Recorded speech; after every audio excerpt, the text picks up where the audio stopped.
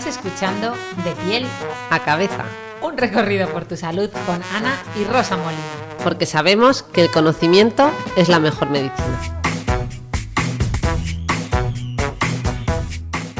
31 de diciembre. ¡Bum, bum, bum, bum!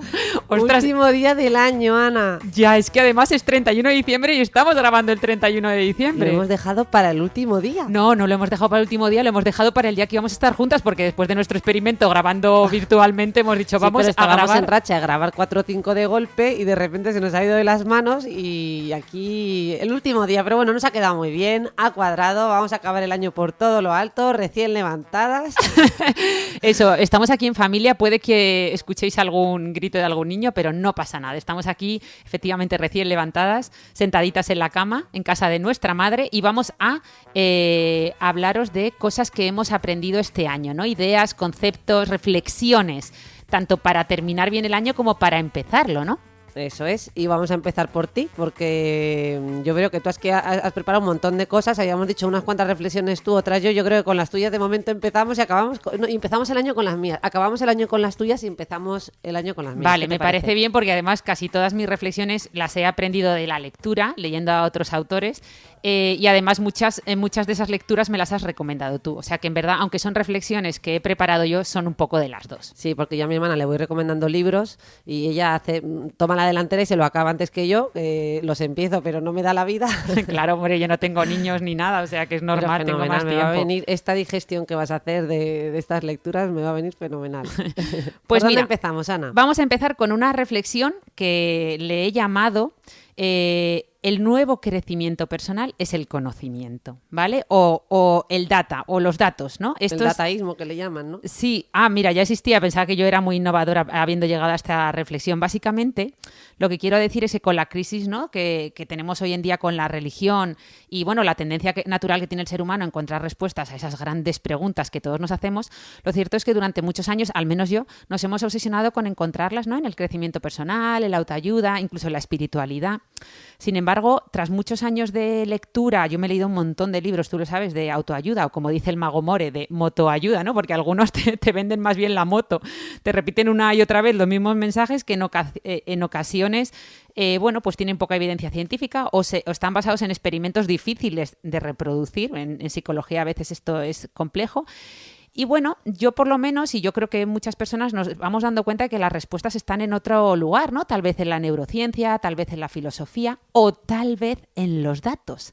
Pero no en el famoso Big Data, ¿no?, de la inteligencia artificial, ese que muchos llaman el oro líquido del siglo XXI, sino en los datos como conocimiento, en aquellos que nos ayudan a entender la humanidad y al ser humano de una forma más objetiva, ¿vale? De hecho, yo creo que lo que nos pasa es que, bueno, yo he aprendido de ti el sesgo de negatividad, que es un sesgo cognitivo, ya sabéis, esas trampas que nos hace nuestro cerebro y que hace referencia a cómo, pues bueno, le damos más importancia a pensamientos de naturaleza negativa, ¿no? Tienen un peso mayor en nuestro pensamiento, según los estudios psicológicos, que las cosas neutras o las cosas positivas, ¿no?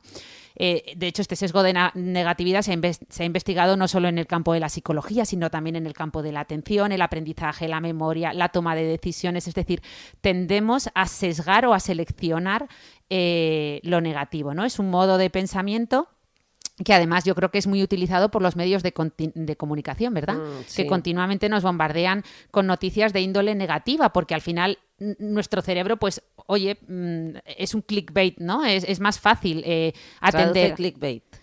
Eso, clickbait es, pues, es darle, ¿no? O sea, pinchar en una noticia fácil, ¿no? Como es eso, ¿no? O una fake news. Sí, como no sé si fake news. No, fake news no digo que como una fake news, es decir, pues en una fake news tiendes a pinchar fácilmente, ¿no? Pues sí, eso como un titular, es un clickbait que yo por eso no sabría cómo traducirlo, ¿no? Pues sería... lo puedes ir buscando, a ver qué significa exactamente clickbait.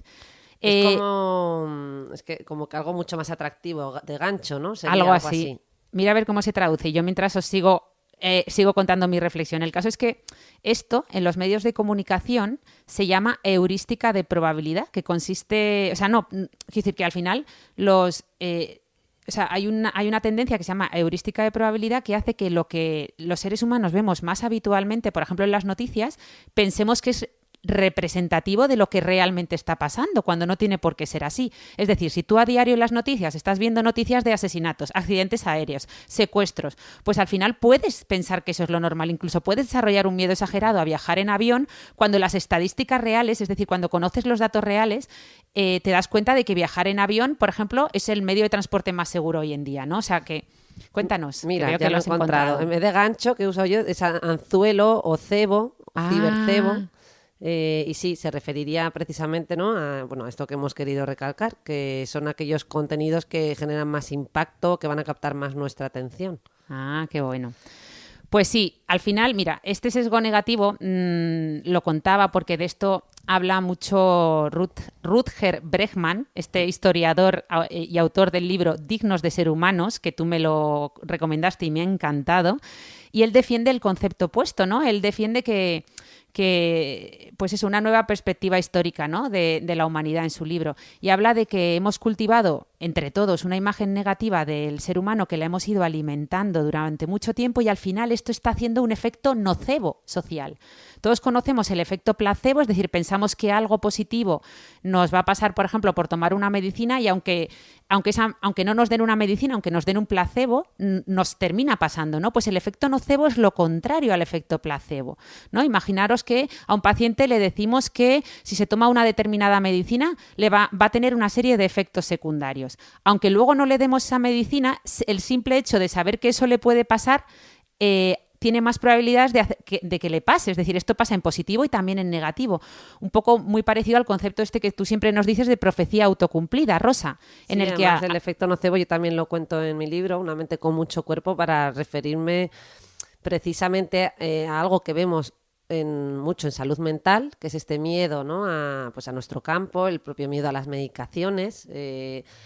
Hay un porcentaje mayor a lo mejor de pacientes que presentan efectos secundarios derivados de medicaciones psiquiátricas o de salud mental, ¿no?, como puede ser un antidepresivo, que a otro fármaco que podría tener el mismo perfil de efectos secundarios, pero al que no se le tiene tanto miedo, ¿no? Totalmente. O respeto, pues por todo este tema, ¿no?, que hay en torno, todo este estigma que hay en torno a la salud mental. Pues sí, y va muy relacionado con ese concepto sociológico de profecía autocumplida que también aprendí de ti, que defiende que algunas cosas pueden llegar a ser ciertas si creemos mucho en ellas, en el sentido de que imagínate que se extiende un rumor de que un banco va a quebrar. Todo el mundo empieza a sacar su dinero de ese banco porque el banco puede quebrar. Pues al final es que van a hacer que quiebre el banco, ¿sabes? Claro, movidos por ese miedo, ¿no? Como claro. se puede generar. Pues Entonces, has comentado el tema de... sí. O sea, Rutger Bregman hace mención precisamente a esa... Destaca, ¿no?, cómo los medios de comunicación tienden a publicar o hablar más de estas noticias de impacto de carácter negativo, ¿no?, de grandes desastres o no sé, o ¿no? Sí, el otro día en Telecinco estaban contando asesinatos, pero como no ha habido asesinatos recientes de niños, estaban contando asesinatos de hace 10 años, 5 años, revisando asesinatos por la tarde de niños. Y a lo mejor puedes pensar que mueren un montón de niños asesinados y es algo excepcional. Claro, y que estamos reduciendo la tasa, ¿no?, de todos estos eventos. Lo que está ocurriendo, sin embargo, es que estamos mejorando, nuestra sociedad va avanzando y cada vez se da menos. Pero me ha recordado el sesgo de publicación de los artículos, pero a la inversa, ¿verdad? Cuando publicamos en ciencia, lo que ocurre casi es lo contrario. Se tienden a publicar los artículos en los que hay datos en positivo. Es decir, hemos encontrado resultados. Si no se encuentran resultados, pues no se publica, ¿no? Sí. Y eso también afecta totalmente a la información que tenemos muchas veces en ciencia. O sea, esto totalmente es un tema delicado. Pero bueno, estábamos en lo contrario, así que te dejo hablar. Nada. Simplemente quería recordar que todo este rollo que os estoy argumentando es respecto a esa idea que os decía al inicio de que yo creo que el mejor crecimiento personal es el conocimiento, ¿no? Y Rutger Bregman no es el único que habla de esto. Hay otro investigador que además es médico, Hans Rosling, lo que pasa es que falleció hace unos años, que él junto con sus hijos, Ola y Anna Rosling, ha publicado un bestseller que os recomiendo 100%, que se llama Factfulness, y que él... Lo que dice en este libro es que el ser humano es profundamente ignorante en cuestiones muy importantes para la humanidad y para el mundo. Y según él, esta ignorancia no se debe a que no tengamos los datos reales disponibles, sino que efectivamente estamos expuestos a datos erróneos, desfasados y bueno, que la mayoría de personas cuando piensa en cómo va el mundo, se pone en lo peor, ¿no? Pues yo que sé, piensa que las tasas de corrupción, de violencia, de pobreza, de desastres naturales no paran de aumentar y tienen una visión extremadamente dramática del futuro de la humanidad. Y sin embargo ellos, tras años de análisis de datos y analizar por qué tenemos esta visión tan negativa de la humanidad, pues llegan a la conclusión de que su origen pues efectivamente radica en la forma que nuestro cerebro procesa la información, ¿no? Ese sesgo de negatividad del que os hablaba, ¿no? Entonces, igual que nosotros tendemos evolutivamente a buscar alimentos ricos en grasas, azúcar y sal, pues nuestro cerebro tiende naturalmente a buscar un poco el drama, ¿no? Pero porque lo necesita para sobrevivir, necesita tener ese sentido de alerta, ¿no? Entonces, al final, tanto Hans Rosling como Rutger Bregman como otros autores van llegando a la misma conclusión, y es que el conocimiento, el verdadero conocimiento, el saber lo que verdaderamente está pasando, porque cuando tú analizas bien la información te das cuenta de que los datos de pobreza están en mínimos históricos, no hay tantos desastres naturales, es decir, el mundo en general va a mejor, no es tan malo como pensamos y como lo imaginamos. Entonces, este conocimiento más real de lo que realmente está pasando y no sesgado, nos va a ayudar a tomar mejores decisiones, porque vamos a conocer mejor los riesgos y lo vamos a entender todo mejor, ¿no? O sea que yo creo que para este nuevo año, a todos los que nos estén escuchando, si realmente quieren crecer, yo creo que les recomendamos conocimiento, ¿no? Sí, me parece una muy bonita reflexión y bueno, y quedarnos con este también buen sabor de boca de que las cosas afortunadamente, ¿no?, van mejorando, que nuestra sociedad va progresando. Aunque, por supuesto, hay muchísimas cosas que mejorar y bueno, y el contrapeso de hacer hincapié en, ¿no?, pues que atentar contra los derechos humanos es una cosa que es que aunque hayan disminuido los casos, ¿no?, es algo que no debería ocurrir de ninguna de las maneras, tendríamos que ir a estadísticas cero. Sí. Pues tenemos que, ¿no?, seguir avanzando y trabajando en esa dirección, ¿no? O sea, eso. que Pero son cosas incompatibles. Eso, sobre todo estar informados. Pero bueno, hablando... Pero no sobreinformados, no infoxicados. Eso. ¿No? Esta era mi primera reflexión, que era como muy bonita, muy positiva para empezar el año, pero ahora vamos con una reflexión un poco contraria, ¿no? Porque vamos a hablar del postureo moral o el virtue signaling, que le llaman.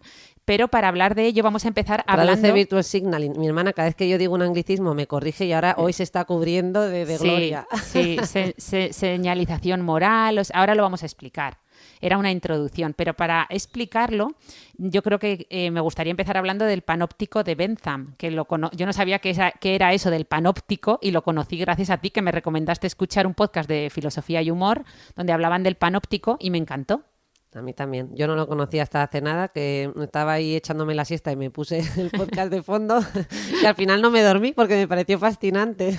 Pues mira, básicamente para que nos entendáis, el panóptico es un concepto que fue ideado por el filósofo Jeremy Bentham hace finales del siglo XVIII y que lo describió en su obra que se llama Le Panoptique en francés. Entonces, básicamente... Veo que no has perdido tu acento francés, Ana. Sí, esos intercambios que hacíamos cuando éramos pequeñas, que nos íbamos a Pau y Morlas. Es verdad, qué tiempos. Al sur de Francia. Y que nos inventábamos el francés. Yo hablaba español y lo terminaba en... Eso nos ha quedado claro, Ana. Sí.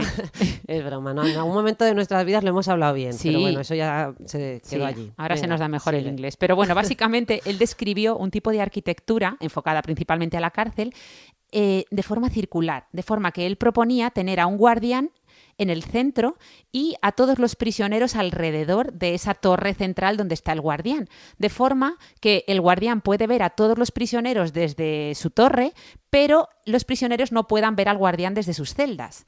Esto provoca en los que están encerrados, digamos, este diseño arquitectónico provoca un estado permanente de visibilidad en los prisioneros que al final termina garantizando el funcionamiento del poder o de ese guardián sin que necesariamente tenga que estar presente, ¿vale? Posteriormente, otro filósofo, Michel Foucault... O sea, te refieres aquí a que ellos mismos, no sé si lo vas a contar luego, los propios prisioneros se autorregulaban porque se sentían observados, ¿no? En el sentido de no hacer cosas malas, entre comillas, claro. porque se sentían observados.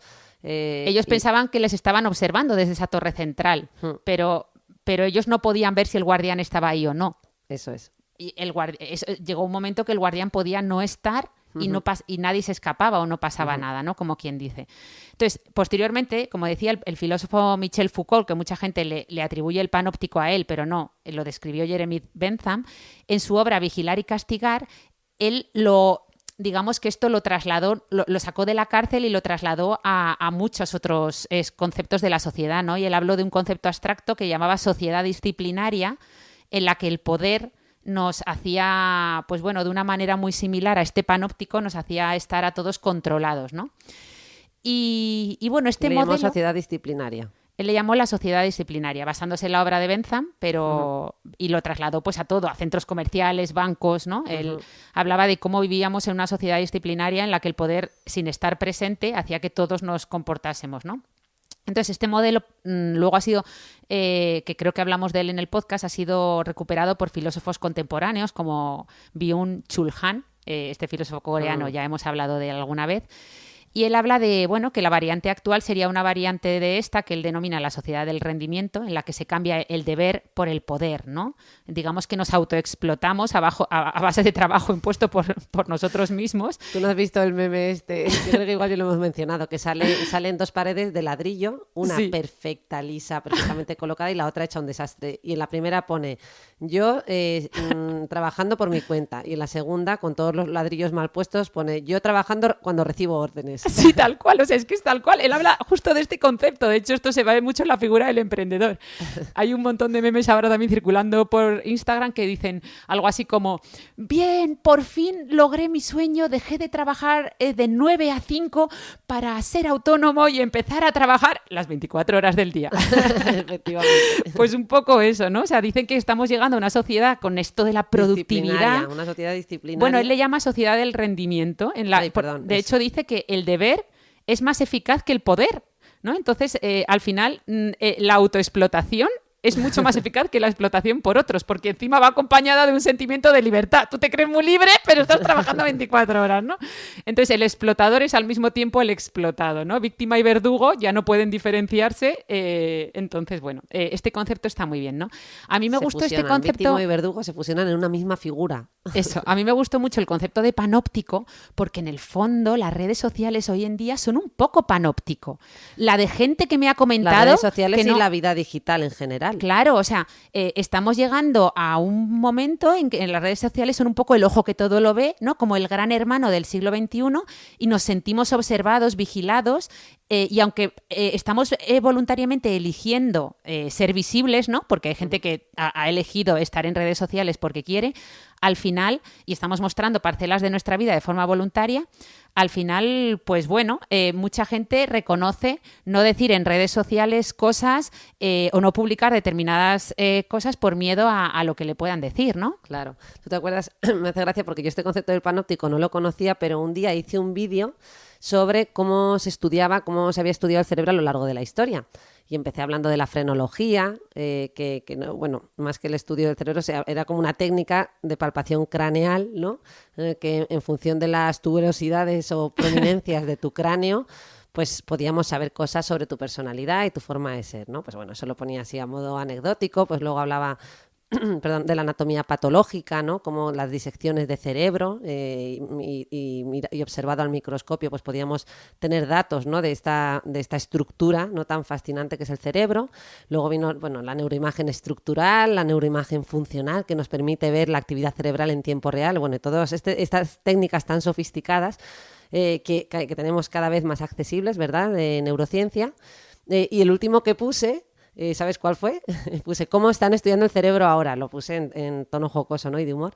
Claro. Pero saqué como un ojo, puse un ojo dentro de un dibujito Facebook, de Instagram. Facebook, puse Twitter, en esa Instagram, ocasión, claro. pero refiriéndome un poquito Google. a que en realidad el cerebro, de manera masiva y social también, ¿verdad? Indirectamente lo estamos estudiando. Se puede estudiar a través de...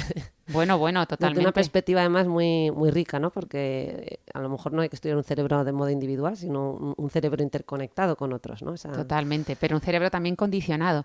Y totalmente condicionado. El problema de todo esto, y es que estamos llegando, y mucha gente está hablando ya de esto, a esta falsa moralidad o postureo moral. De hecho, de esto habla habla en su libro Pablo Malo, tiene un libro que se llama Los peligros de la moralidad. De hecho, Rosa, Pablo Malo es psiquiatra. Bueno, le conozco, me encanta, pero no sabía que tenía este libro. Bueno, es que lo acaba de sacar hace un par de meses, creo que lo sacó a finales de octubre, se llama Los peligros de la moralidad y habla de cómo al final esto es una nueva epidemia. Mi hermana es que se quiere cambiar de especialidad, se está leyendo los libros que me tendría que haber leído yo. No, hombre, a la derme toda la psiquiatría. No, pero él habla de una nueva epidemia de las sociedades modernas que llama la hipermoralización. O sea, digamos que nos estamos metiendo en una espiral de virtud imparable que nos atrapa y nos está llevando, pues eso, a la indignación continua en redes sociales, pues eso, que se materializaría en la figura famosa del ofendidito, ¿no? Que digamos que es una época que, como él dice en su libro, la religión tradicional ha perdido el terreno de, pues eso, de marcapasos moral y ahora las redes sociales parece que han tomado el relevo, ¿no? Y son un poco las que nos vigilan, nos moralizan y bueno, estamos moralizando conceptos, esto me resultó muy interesante, conceptos que antiguamente eran neutros, ¿no? Por ejemplo, el hecho de comer carne hace unos años no estaba unido a la moral. Pues ahora sí, ahora a lo mejor si tú pones en redes sociales que comes carne, pues te pueden criticar y a lo mejor hay mucha gente que no lo pone o no cuelga una foto suya comiendo carne por miedo a que le puedan decir algo, ¿no? Entonces, de hecho, él lo llama virtue signaling, ¿vale? O alardeo moral o postureo ético, que es un término que se usa desde 2004 para señalar conductas consideradas moralmente correctas, ¿no? A la vez que expresamos una indignación hacia la postura opuesta. Digamos que es un término que se usa mucho en política, ¿no? Para ese ataque ad hominem en los diferentes debates entre candidatos, pero que también lo podemos ver en redes sociales como Twitter a diario. Ya sabéis que el signaling o señalización es esa tendencia humana que consiste en señalarnos de alguna manera para diferenciarnos de otros. El signaling o señalización más conocido es a través de la ropa de marca, ¿no? Por ejemplo, esto es como muy, muy normal. Pero bueno, en este caso sería señalizarnos a través de la moral, ¿no? Yo moralmente estoy por encima de ti y además señalo lo que tú estás haciendo mal, ¿no? Recordemos, que esto también lo sé gracias a ti, Rosa, que moral y ética no son lo mismo, ¿vale? Digamos que etimológicamente hablando, ambas palabras tienen el mismo significado. Digamos que moral viene del latín, que significa costumbre, y ética viene del griego, que también significa costumbre. Sin embargo, luego el concepto en el que han ido derivando es diferente, ¿no? Digamos que la moral sería una serie de principios o normas que rigen nuestro comportamiento, mientras que la ética es la reflexión que hacemos de esas normas, ¿no? Por ejemplo, Fernando Savater lo define muy bien. Él dice que la ética es el estudio filosófico y científico de la moral. Digamos que es más teórica, mientras que la moral es más práctica, ¿no? Me gustó mucho esa definición. Bueno, pues no solo en relación a esto, sino a lo anterior que estabas contando de la moral. Sí. Perdona, yo es que estabas buscando un meme, claro, perdón. Que la he visto mirando el móvil, digo, esta no me está haciendo ni caso, claro. Y es que mi hermana una vez más nos va retransmitiendo, como veis. O sea, nada, tú retransmite en directo, muy bien. Pues nada, estaba buscando un meme que vi el otro día que me hizo mucha gracia, que dice: si matas una cucaracha, eres un héroe. Si matas una mariposa, eres malo. La moral tiene criterios estéticos. No lo pillo. Te lo repito. A ver. Si matas una cucaracha... ¡Ah, vale! ¡Ah, qué bueno! La moral tiene criterios estéticos. Es verdad, o sea, matar... Bueno. Es verdad. Depende de lo que mates. Es verdad que sí. En tono de humor. Sí, no, totalmente. Qué bueno. Bueno, me acuerdo por lo que estabas contando de Pablo Malo, ¿no? Pero que es que ha sido como nosotros le llamamos una fuga de ideas. No, me ha encantado. Además así rompes con mi discurso tan largo que me estoy viniendo arriba. Bueno, pues vamos con otra reflexión, ¿vale? A esta le he llamado el ser humano hipersocial, ¿vale? Mira, esta reflexión la hice porque el otro día iba escuchando una charla TED de un psicólogo, que ahora os cuento, de Yamil Zaki, y él estaba hablando del cinismo, ¿vale? Hablaba de que el cinismo estaba de moda, pues un poco, ¿no?, recordando a la figura esta del ofendidito, y él dice que según algunos estudios, algunos estudios han demostrado que en general tendemos a pensar que las personas cínicas son como más inteligentes, ¿no? Recordemos que en la antigüedad el cinismo era una corriente filosófica que defendían, pues eso, pensadores como Aristóteles o Diógenes, y que estaba muy relacionada con la naturaleza. De ahí que los términos cínico y cinismo vengan de la raíz griega kion, que bueno, al final se traduce como perro, ¿no? Pero bueno, hoy en día, digamos que queda muy poco de esta corriente filosófica de los cínicos, que en algunos casos se parecía mucho al estoicismo, y en la actualidad utilizamos más el término cínico de forma coloquial para hacer referencia a esas personas, ¿no? Pues que suelen ser muy desconfiadas de las acciones de los demás, que piensa que todo el mundo persigue motivos egoístas, ¿no? Para lo que hacen. Un poco como dice el refrán, cree el ladrón que todos son de su condición, ¿no? Digamos que el cínico tiene como una profunda desconfianza hacia la bondad humana, ¿no? Entonces parece que la sociedad actual, si te fijas, está un poco ensalzando el cinismo, ¿no? Donde campa a sus anchas en medios como Twitter o, bueno, otras redes sociales. Y tendemos a pensar que es que los cínicos, pues claro, tienen una visión más objetiva de la realidad o que, bueno, que piensan mejor, cuando al final es justamente lo contrario. Los estudios han demostrado que las personas con personalidades cínicas al final obtienen peores resultados en los test cognitivos, pierden más frecuentemente en las negociaciones, incluso tienen más...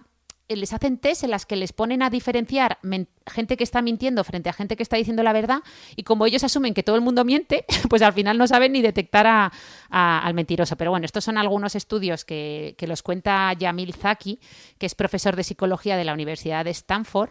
Los cuenta en su libro y también en su charla TED, que se llama Escapar de la trampa social del cinismo, y él dice que la respuesta está en la empatía. Él tiene un libro que se llama, no sé si está traducido al español, pero en inglés se llama The War, la guerra, for kindness, Building Empathy in a Fractured World. Básicamente defiende, pues es una visión muy similar a la que defiende Yuval Noah. El título sería, ¿no? La guerra de la bondad. Sí, no, eso. La guerra, la guerra bondad, por la bondad, o sea, la guerra por la bondad. Construir la empatía en un mundo fracturado. O sea... Entonces, él defiende esta visión del ser humano hipersocial muy parecida a la de Harari, el autor de Sapiens, que ya sabéis que él siempre dice en su libro pues que el ser humano es una máquina de aprendizaje social, que estamos hechos para aprender unos de otros, que eso incluso, tú me lo has dicho muchas veces, aumenta nuestras capacidades cognitivas. De hecho, la soledad, ya lo hemos dicho alguna vez, es un factor de riesgo, ¿no? Independiente, relacionado con una mortalidad precoz, ¿no? Entonces, digamos que cuanto más grande es nuestro círculo social, a más información estamos expuestos, de la que podemos aprender, pues vamos a aprender más, ¿no? Al final aprendemos por imitación. Como tú nos has dicho muchas veces, a través de las neuronas espejo. Es más fácil aprender algo copiándolo que inventarlo tú mismo, ¿no? Entonces, bueno, pues un poco pues esta idea, ¿no? Que es muy, muy similar con la que abríamos el podcast, a esa visión positiva del ser humano y de la humanidad. Pero bueno, pues desde el punto de vista social, ¿no? Recordemos que los estudios de Harvard de la felicidad, pues al final Robert Waldinger en su charla, pues que también la tenéis en TED, llegan a la misma conclusión de que el factor principal que más impacta en nuestra felicidad son las relaciones sociales, ¿no? Sí. Entonces, ya para puntualizar el tema que has comentado de la soledad, de todos modos no está claro, como siempre en la investigación, ¿verdad? Se va reconduciendo y bueno... ¿no? Pues hoy sale un artículo, pero mañana sale otro, siempre hay muchas variables involucradas y comentan que no está claro si es el hecho de la soledad en sí o los efectos secundarios derivados de esa soledad, como puede ser una tendencia a cuidarse menos o a cuidar menos la alimentación, a fumar más, a algunos hábitos, ¿no? de vida menos saludables. Pero bueno, en cualquier caso está claro que lo social es algo fundamental, ¿verdad? Y que nos ayuda enormemente a construirnos, a desarrollarnos y que, bueno, creo que vivimos en sociedad, ¿no? Totalmente. Bueno, tú siempre dices que hay que hablar, ¿no? Tú siempre dices lo de cerebro-mente, cerebros-mente. Sí, bueno, no es mío. Esto es de mi compañero psiquiatra Martín Vargas, que él es el que me lo cuenta, que, bueno... eso, que al final en vez de hablar de una mente que emerge de un solo cerebro, ¿no? Tendríamos que hablar de una mente que emerge de al menos dos cerebros, de la interacción, ¿no? de estos dos. Sí. Lo hemos comentado también en algún podcast. Pues venga, vamos con otra reflexión que me gusta mucho, al final veis que más que reflexiones son pues ideas y conceptos que hemos ido aprendiendo a lo largo del año. Una cosa que no conocía y que he aprendido este año es el concepto de pensamiento liminal y también pues un poco relacionándolo con los perfiles híbridos, ¿no? Digamos que durante muchos años siempre que hemos pensado en las carreras profesionales las hemos imaginado de forma muy lineal, ¿no? Digamos, estudia una profesión concreta, especialízate en un sector lo antes posible, avanza hasta él, hasta convertirte en un experto en algo extremadamente concreto, ¿no? Como la clave del éxito, ¿no? Muchas veces incluso tendemos a confundir repetición con experiencia, ¿no? Y terminamos sufriendo burnout o nos terminamos quemando, ¿no? Este síndrome del profesional quemado, a la par que vamos teniendo una pérdida de sentido por lo que estamos haciendo, ¿no? Entonces, bueno, muchos autores empiezan a hablar de este concepto, ¿no? De hasta qué punto, o sea, un poco ponen esa idea en contraposición de especialistas versus generalistas y sobre todo en qué momento esa especialización tan marcada empieza a limitar o a condicionar la visión global, ¿no? Digamos que en qué momento esa superespecialización interfiere de forma negativa en lo que estamos haciendo. Esto es un debate que además se ha planteado mucho en medicina, ¿no? Hasta qué punto el saber solo del dedo gordo de la planta del pie porque eres traumatólogo especializado en eso está condicionando que tengas una visión global del paciente, ¿no? Entonces, hay un libro que me leí este año de David Epstein, que es un periodista de investigación, que se llama Amplitud. ¿Por qué los generalistas triunfan en un mundo especializado? O sea, él defiende la visión de la amplitud, ¿no? De hecho, el libro en inglés se llama Range. Entonces, él defiende que estamos viviendo un mundo muy complejo. ¿Por qué se llama Range? Range en inglés, amplitud, se ha traducido en español. Pues range como a wide range, ¿no? Como un amplio abanico, ¿no? De posibilidades. Entonces, él dice que estamos viviendo en un mundo complejo, muy competitivo desde un punto de vista profesional. Entonces, él dice que seguir pensando que especializarse lo antes posible en una disciplina es el camino al éxito, pues es un tremendo error, ¿no? Digamos que hoy en día las empresas cada vez empiezan a valorar más los llamados perfiles híbridos, que son profesionales que apuestan por esta amplitud de conocimientos y experiencias, ¿no? Para alcanzar esos objetivos en un determinado sector.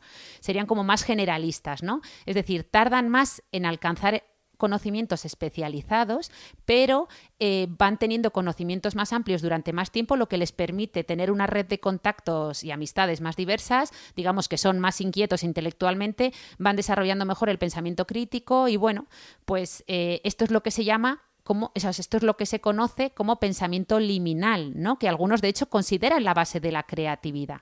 De hecho, según David Gray, que es el autor del libro llamado así, Pensamiento Liminal, él dice que el cambio sucede en el límite entre las cosas, es decir, en la frontera entre lo conocido y lo desconocido, lo familiar y lo diferente, las formas antiguas y las formas modernas, el pasado y el futuro. Es decir, este concepto que tenemos muchos muy manido, ¿no? De salir de la zona de confort o el famoso think out of the box, ¿no?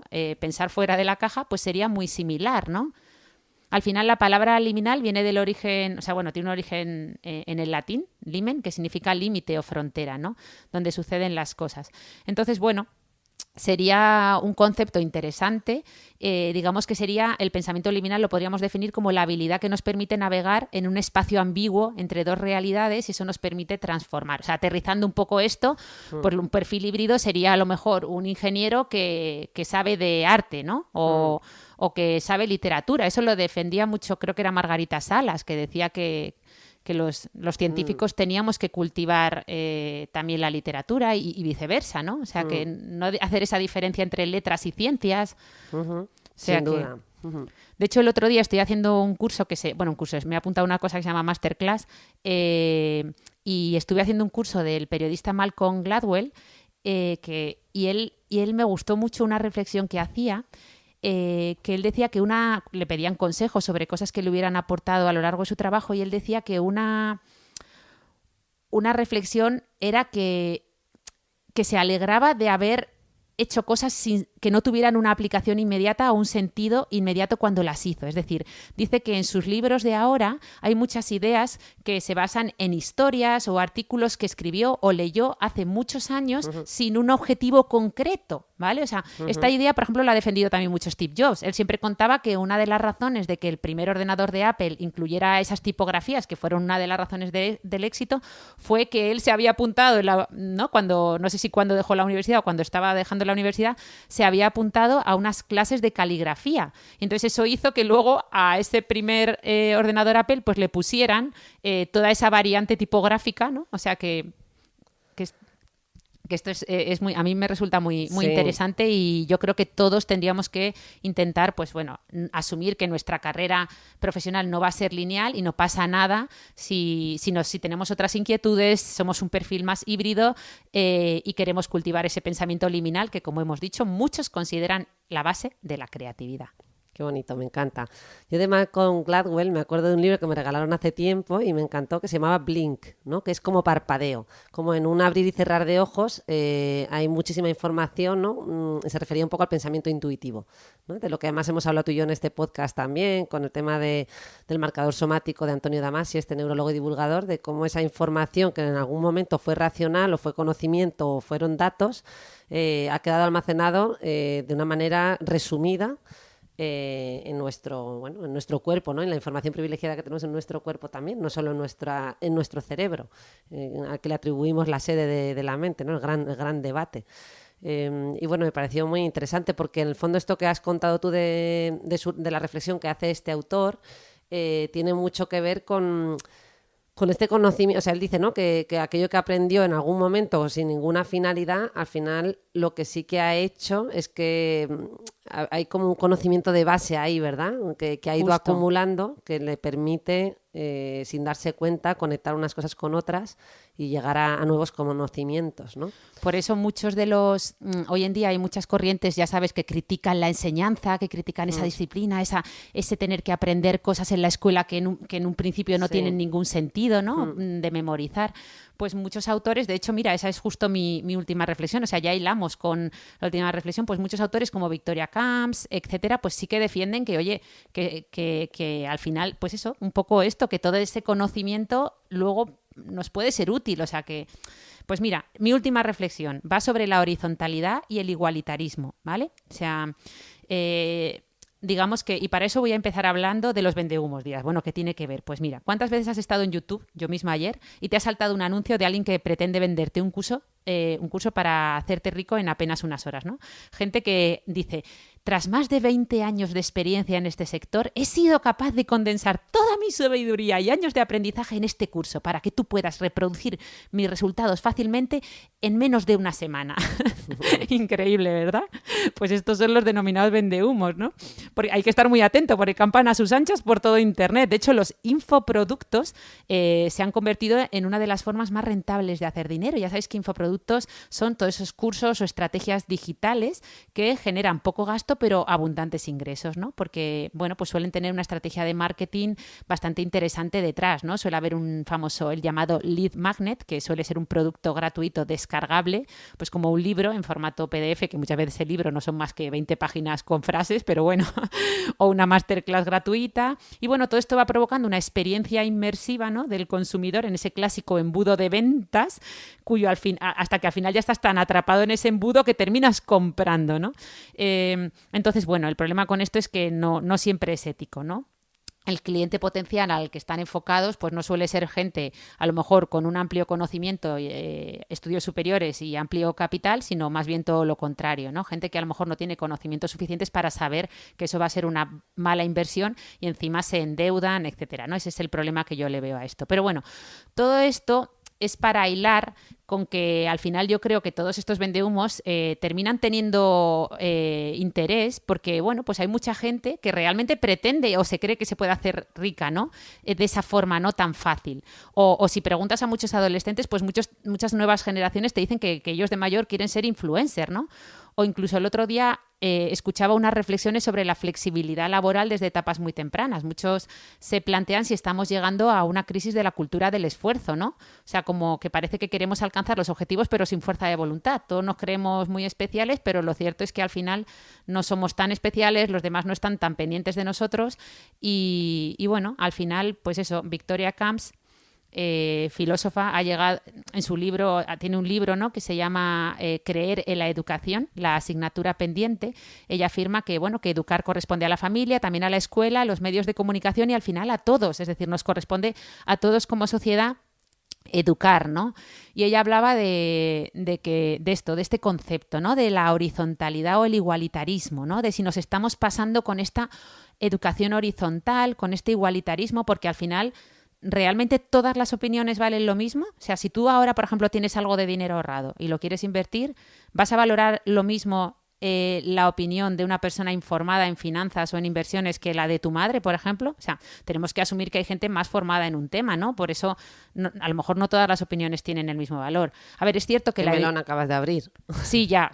A ver, la educación horizontal defiende que... Yo creo que debemos dejar este debate para la gente en la cena de Navidad, que se caliente, se caldee esa cena, que acaben discutiendo. Vale, pero déjame decirte un poco que ahora parece que estoy en contra de la educación horizontal. Solo decirte que la educación horizontal lo que defiende es que todos en el sistema educativo tenemos, digamos, como seres humanos y como personas, tenemos el mismo valor, ¿no? Nadie es más o menos que otro.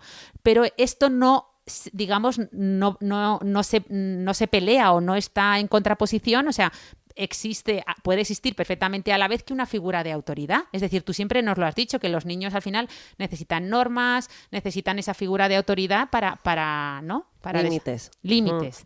Entonces, bueno, simplemente eso. Este concepto de horizontalidad, igualitarismo, ¿qué opináis? Efectivamente lo dejamos abierto, pero sin que esto suponga una batalla campal en la cena de Nochevieja, que hoy es para disfrutar, ¿verdad? Eso es, si no se pueden leer unos libros que he dejado recomendados yo en redes sobre comunicación no violenta, que viene bien. Escribí un post que se llamaba ¿Cómo hacer estallar una me discusión? encantó. Y bueno, y recomendaba ese libro de Rosenberg y también uno de Giorgio Nardone que se llama Corrígeme si me equivoco. Pero Ana, ya que tú te vas leyendo todos los libros que yo te recomiendo, te voy a hacer una última recomendación, que es que te leas La cultura del narcisismo de Christopher Lasch. Perfecto. Y reflexionamos, que yo creo que conecta muy bien con todos estos libros que narcisismo, nos has resumido. Te refieres a este afán por el ego, ¿no? Por el yo que estamos viviendo hoy en día. Eso es. Vale. Pues yo creo que he podido decir yo bastantes veces a lo largo de este podcast. Espero que nadie se ponga a rebobinar para contarlas, pero nada, bueno, esperamos que os hayan gustado mis reflexiones. No son reflexiones, son aprendizajes que me han resultado interesantes de este año. Espero que tú nos cuentes también 5 reflexiones, ¿no? Pronto. Tuyas, que seguro son súper interesantes. De hecho, si nos queréis enviar o poner en comentarios tanto del podcast como de redes sociales vuestras reflexiones, pues fenomenal, porque seguro que aprendemos un montón, como hacemos con la mayoría de comentarios. Esperamos que tengáis una súper cena de fin de año, sin conflictos y divertida. Y nada, mañana empieza el 2022. ¿Cómo pasa el tiempo, Rosa? Sin duda, Dios mío. Madre mía. En breve hace un año este podcast, ya va a cumplir un añito, o sea que... Nada, este bebé va a cumplir un año. Bueno, pues nada. Un abrazo enorme. Muchas gracias por escucharnos. Hasta el próximo viernes. Adiós. Adiós.